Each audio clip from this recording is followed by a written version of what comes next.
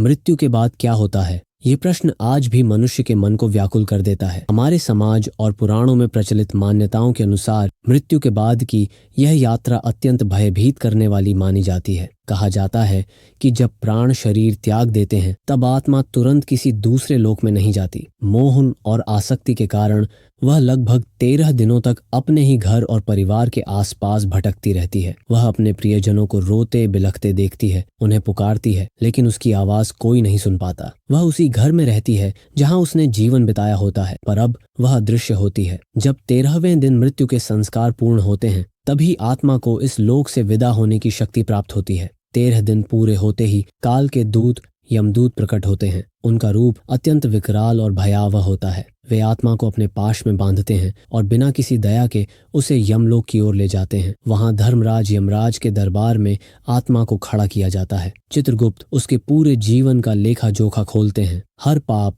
हर अधर्म, हर छल कपट को शब्दों में पढ़कर सुनाया जाता है। उस समय आत्मा के पास कोई बहाना नहीं होता, क्योंकि वहां केवल सत्य ही बोला जाता है। जब पापों का बोझ सिद्ध हो जाता है तब यमराज दंड का आदेश देते हैं। कथाओं के अनुसार नर्क में अलग अलग पापों के लिए अलग अलग यातनाएं होती हैं। जिसने दूसरों के साथ छल और विश्वासघात किया होता है उसे लोहे की विशाल कड़ाही में खौलते हुए तेल में डाला जाता है। आत्मा की चीखें पूरे नर्क में गूंजती हैं, पर कोई उसे बचाने नहीं आता। जब तक पापों का दंड पूरा नहीं होता यातना समाप्त नहीं होती। लोभी और अधर्मी लोगों को ऐसे गहरे गड्ढों में फेंक दिया जाता है जहां विषैले कीड़े, सांप और बिच्छू उनके सूक्ष्म शरीर को लगातार काटते और नोचते रहते हैं। वहां न दिन होता है न रात, केवल पीड़ा और पश्चाताप। यह भयावह कथा हमें एक गहरा संदेश देती है। मनुष्य को अपने जीवन में पाप कर्मों से बचना चाहिए। मृत्यु के बाद का मार्ग सरल नहीं होता। उस समय न धन साथ जाता है न संबंध। केवल हमारे द्वारा किए गए पुण्य कर्म ही हमारी रक्षा कर सकते हैं।